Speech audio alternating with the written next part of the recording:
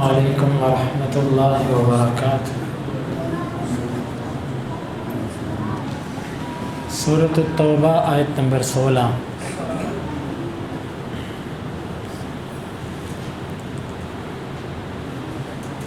اعوذ باللہ السمیع العلیم من الشیطان الرجیم من ہمزہ ونفخہ ونفثہ۔ ام حسبتم، کیا تم گمان کرتے ہو، ان تترکوا، کہ تم چھوڑ دیے جاؤ گے، ولما، اور ابھی تک نہیں، یعلم، جانا، اللہ نے، الذین، ان لوگوں کو، جاہدوا، جنہوں نے جہاد کیا، منکم، تم میں سے، ولم یتخذوا، اور نہیں انہوں نے بنایا، من دون اللہ کے سوا، ولا رسولہ، اور نہ اس کے رسول کے سوا، ولا المؤمنین، اور نہ مومنوں کے سوا، ولیجہ، گہرا دوست، واللہ، اور اللہ تعالی، خبیر، خبر رکھنے والا ہے، بما، اس کی، تعملون، جو تم عمل کرتے ہو۔ ام حسبتم ان تترکوا، کیا تم سمجھتے ہو کہ تم چھوڑ دیے جاؤ گے، ولما یعلم اللہ الذین جاہدوا منکم، ولما یعلم اللہ الذین جاہدوا منکم، اور نہیں جانا ابھی تک اللہ نے تم میں سے جہاد کرنے والوں کو، ولم یتخذوا من دون اللہ ولا رسولہ ولا المؤمنین ولیجا، اور نہیں انہوں نے بنایا اللہ کے سوا اور اس کے رسول کے سوا اور مومنوں کے سوا کسی کو گہرا دوست، واللہ خبیر بما تعملون، اور اللہ خبر رکھنے والا ہے جو تم عمل کرتے ہو۔ اس آیت مبارکہ میں اللہ تعالیٰ نے ایمان والوں سے خطاب کیا کہ صرف کلمہ پڑھنے سے ہی تمہاری خلاصی نہیں ہوگی، بلکہ اس کلمہ کو پڑھنے کے بعد اللہ تعالیٰ دنیا میں تمہارے امتحان لے گا۔ یہ مت سمجھو کہ تم چھوڑ دیے جاؤ گے، بلکہ تمہارے اوپر امتحانات آئیں گے، آزمائشیں آئیں گی، اور یہ اللہ تعالیٰ کا طریقہ ہے کہ اللہ تعالیٰ کسی کو بھی اس کے ایمان کی بقدر آزماتا ہے۔ جس کا ایمان زیادہ مضبوط ہوتا ہے اس پر آزمائشیں زیادہ آتی ہیں۔ اکثر لوگ سمجھتے ہیں کہ میں زکوٰۃ بھی دیتا ہوں، میں اچھے اعمال بھی کرتا ہوں، نماز بھی پڑھتا ہوں، میرے اوپر پریشانیاں کیوں ہیں؟ شاید وہ یہ سمجھ نہیں پاتا کہ یہ پریشانیاں اللہ تعالیٰ کی طرف سے اس کے درجات کی بلندی کے لیے ہیں۔ ہر پریشانی انسان کے گناہوں کا وبال نہیں ہوتی، کچھ پریشانیاں اللہ تعالیٰ انسان کو نیکیوں کے باوجود دیتا ہے۔ اسی لیے تو حدیث کے اندر آتا ہے کہ اشد الناس بلاء الانبیاء ثم الامثل فالامثل، سب سے زیادہ سخت آزمائشیں انبیاء پر آتی ہیں۔ اب انبیاء کے کون سے گناہ ہوتے ہیں کہ ہم کہیں کہ نعوذ باللہ ان پر یہ جتنی سختیاں آئیں سب ان کے گناہوں کی وجہ سے۔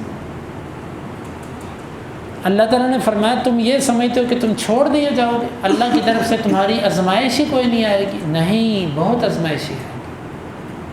جب تک اللہ تعالیٰ تم میں سے دو چیزیں نہیں دیکھ لے گا اس وقت تک اللہ تعالیٰ تمہیں دنیا میں چھوڑے گا بھی نہیں۔ پہلی چیز کہ اللہ جان لے کہ تم نے جہاد کیا ہے اس کے راستے میں۔ یہاں پر دو باتوں کی وضاحت ہے۔ اللہ تعالیٰ جان لے، اللہ تعالیٰ تو پہلے ہی جانتا ہے، عمل ہونے سے پہلے بھی وہ جانتا ہے کہ اس نے کیا کرنا ہے، تو پھر یہاں پر یہ کہنے کا کیا مقصد؟ تو اس بات کو توجہ سے سمجھیے گا۔ علم دو طرح کا ہوتا ہے، ایک علم وہ ہوتا ہے جو کسی چیز کے ہونے سے پہلے کا ہوتا ہے کہ بھئی یہ چیز ایسے ہوگی، اس کو کہتے ہیں العلم قبل الوقوع، کسی چیز کے واقع ہونے سے پہلے کا علم۔ اور ایک علم وہ ہوتا ہے جو کام کے ہونے کے بعد ہوتا ہے، اس کو کہتے ہیں العلم بعد الوقوع، کسی چیز کے واقع ہونے کے بعد علم ہونا۔ مثال کے طور پہ آپ کسی چیز کے بارے میں پہلے ہی کہہ دیتے ہیں اپنے علم کی بنیاد پر کہ یہ ایسے ہوگا، اب آپ کو علم ہے کہ یہ ایسے ہوگا، لیکن جب وہ چیز ہو بھی جاتی ہے تب بھی آپ کے علم میں آ جاتا ہے جی جیسے آپ نے کہا تھا ویسے ہی ہو گیا، آپ کہتے ہیں ہاں میں نے پہلے ہی کہا تھا۔ اللہ تعالیٰ کو پہلے بھی پتہ ہے کہ کس نے جہاد کرنا اور کس نے نہیں کرنا، لیکن اللہ تعالیٰ انسان جب عملی طور پر کر لیتا ہے تو یہ علم بھی اللہ تعالیٰ کے پاس بطور گواہ محفوظ ہو جاتا ہے، کیونکہ جو علم اللہ تعالیٰ کے پاس ہوتا ہے نا، اللہ تعالیٰ اس کی بنیاد پر کسی کو سزا نہیں دیتا۔ مثلا اللہ تعالیٰ کو یہ پتہ ہے کہ اس بندے نے گناہ کرنا ہے، اس بندے نے یہ کفری عمل کرنا ہے، اس کے باوجود اللہ تعالیٰ اس کو اس وقت تک نہیں پکڑتا جب تک وہ واقعتاً عملاً کفری عمل کر نہیں لیتا۔ یعنی کسی کے سزا دینے کے لیے اللہ کا علم کافی نہیں ہے، اللہ تعالیٰ اپنے علم کی بنیاد پر کسی کو سزا نہیں دیتا جب تک وہ بندہ وہ عمل کر نہیں لیتا جو اللہ کے علم میں تھا۔ یہ اللہ تعالیٰ کا انصاف ہے اور اس کا عدل ہے اور اس کا احسان ہے۔ تو یہاں پر بھی فرمایا کہ اللہ تعالیٰ جب تک عملی طور پر تمہیں نہ دیکھ لے کہ تم جہاد کر رہے ہو کہ نہیں کر رہے، یہ ہے اس کا مطلب۔ دوسری بات کہ جہاد، اب تو ہم جہاد نہیں کرتے، تو بھائیو یہ ذہن میں رکھنا چاہیے کہ جہاد ایک تو ہے عملی طور پر جہاد کرنا، اور دوسری صورت ہے کہ کم از کم جہاد کی نیت اور اس کا ارادہ رکھنا۔ اگر کسی بندے کا جہاد کی نیت اور ارادہ بھی نہیں ہے نا، تو نبی صلی اللہ علیہ وسلم کی ایک حدیث سماعت کیجیے گا، من لم یغزو ولم یحدث نفسہ مات علی شعبۃ من النفاق، جس بندے نے نہ کبھی جہاد کیا اور نہ کبھی اپنے دل کے اندر اس کے بارے میں ارادہ رکھا، وہ نفاق کے شعبے پر، نفاق کی ایک شاخ پر مرے گا۔ ٹھیک ہے، اس ارادے سے مراد وہ ارادہ نہیں ہے کہ جو لوگ کہتے ہیں جی ارادہ کر دیں، جی بس ارادہ کر دیں، ارادہ لکھوا دیں، یہ وہ ارادہ نہیں ہے کہ جو اوپر اوپر سے لکھوایا جاتا ہے، کہ دل سے انسان ارادہ رکھے کہ یا رب العالمین مجھے موقع مل گیا جب میں تیرے دین کی سربلندی کے لیے ان کے ساتھ جہاد کروں گا جن کے ساتھ جہاد کا تیرا حکم ہے۔